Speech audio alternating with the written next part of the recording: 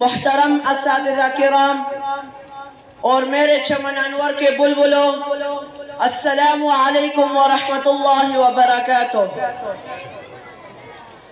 آج جس موضوع پر میں اظہار ما فی الضمیر کرنا چاہتا ہوں وہ ہے معلم کا مقام۔ سامعین محترم، یہ بات کسی سے ڈکی چھپی نہیں ہے کہ معلم تعلیم و تربیت کا وہ عنصر ہے جس کے بغیر تعلیم و تربیت کا تصور بھی نہیں کیا جا سکتا۔ گویا کہ معلم ہی معاشرے کا وہ بنیادی مرکز ہے جس کے گرد تمام تعلیمی سرگرمیاں گردش کرتی ہے۔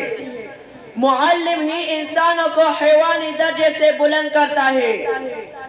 معلم ہی جاہل کو عالم اور بے ادب کو باادب بناتا ہے۔ معلم ہی وہ واحد ذریعہ ہے جو اسلامی معاشرہ کی فضا ہموار کر سکتی ہے۔ محترم سامعین، اسلام نے معلم کو نہایت پاکیزہ اور قابل احترام قرار دیا۔ اسلام نے معلم کو روحانی باپ قرار دیا اور نبی کا وارث قرار دیا اور معلم کو مصلح قرار دیا۔ بلکہ میرا تو دعویٰ ہے کہ جس طرح پھولوں کو مہک کی ضرورت ہے، سورج کو چمک کی، چاند کو دمک کی، جسم کو روح کی ضرورت ہے، اس طرح اس عالم کو معلم کی ضرورت ہے۔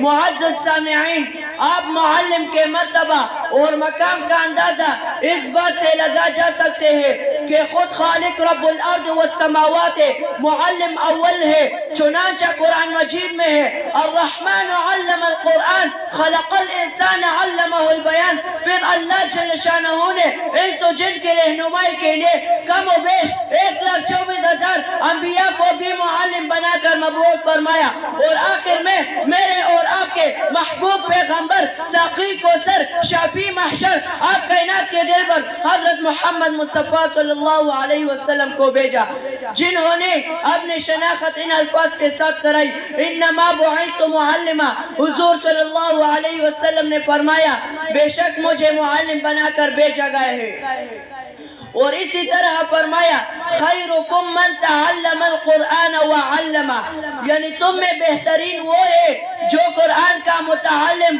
اور معلم ہو۔ گرامی قدر احباب، دین زندگیوں میں جس طرح اللہ اور اس کے رسول صلی اللہ علیہ وسلم کی عظمت و احترام سے آتا ہے، اسی طرح قرآن و حدیث کے علوم معلمین کے عزت و احترام سے آتے ہیں۔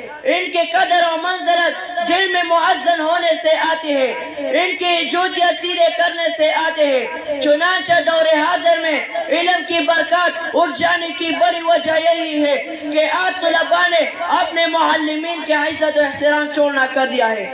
طلباء نے اپنے استاذ کو محض ایک تقویدار ملازم سمجھ لیا ہے۔ آخر معلم کا یہ مقام کیوں نہ ہو؟ خود رسول اللہ صلی اللہ علیہ وسلم نے معلم کے لیے یہ دعا فرمائی ہے کہ اللہ تعالیٰ خوش و خرم رکھے اس شخص کو جس نے ہم سے کچھ سنا اور اس سے آگے پہنچایا۔ حضرت علی رضی اللہ تعالیٰ عنہ کا فرمان ہے انا عبد من علمنی حرفا ان شاء باع و ان شاء اعتقا، یعنی جس نے مجھے ایک حرف بھی سکھایا میں اس کا غلام ہوں، اب اس کی مرضی ہے، چاہے تو مجھے بیچ دے یا آزاد کرے۔ میرے ہم مکتب ساتھیوں، امام اعظم ابو حنیفہ رحمۃ اللہ علیہ اپنے استاذ کی اتنے عزت و احترام کرتے تھے کہ اپنے گھر میں بھی اپنے استاذ کے گھر کی طرف پاؤں پھیلا کر نہیں سوتے تھے۔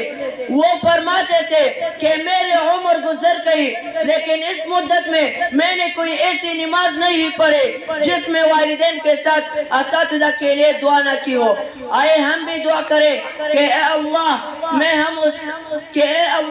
ہم استاذ کے مطیع اور فرمان بردار بنا، اور ہمارے اساتذہ کی زندگی میں علم میں عمل میں سال میں برکت عطا فرما، اور ہم سب کو علم نافع سے بہرور فرما، آمین والسلام۔